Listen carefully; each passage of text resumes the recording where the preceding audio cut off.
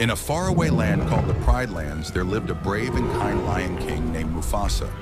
He ruled with love, strength, and wisdom. Mufasa had a little cub, Simba, who wanted to be just like his father. Every day, Mufasa taught Simba about life and the circle of life. Everything you see is connected. We must respect all living things. But Mufasa's brother Scar was jealous. One day, Scar made a dangerous plan. Scar! Brother, help me! Long live the king!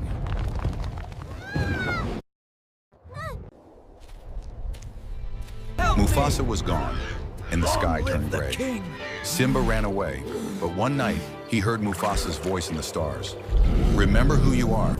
Simba returned, faced Scar, and saved the kingdom. He became the new Lion King, just like his father. And high above, Mufasa smiled from the stars. Roar!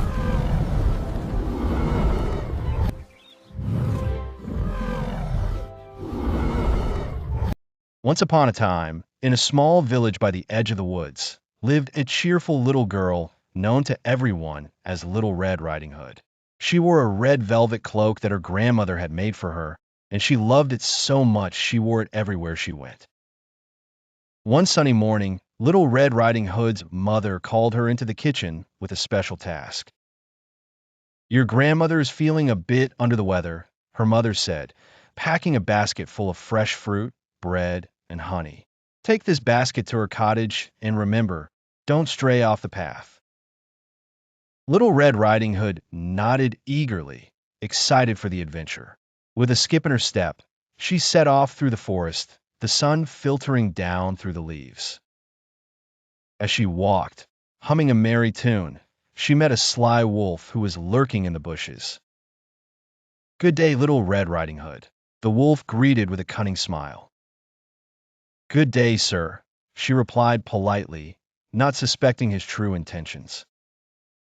"Where are you off to on such a fine day?" the wolf asked.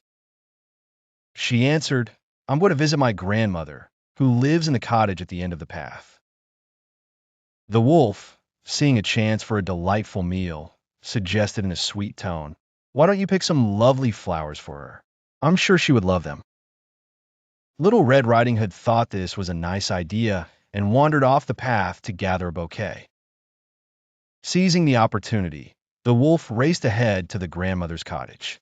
When he arrived, he swallowed the dear grandmother whole and donned her nightgown and cap, jumping into bed to await Little Red Riding Hood. Soon after, Little Red Riding Hood arrived at the door, her arms filled with flowers. "Come in, dear," the wolf called out in a voice that was meant to sound like her grandmother's. She entered and noticed something was off.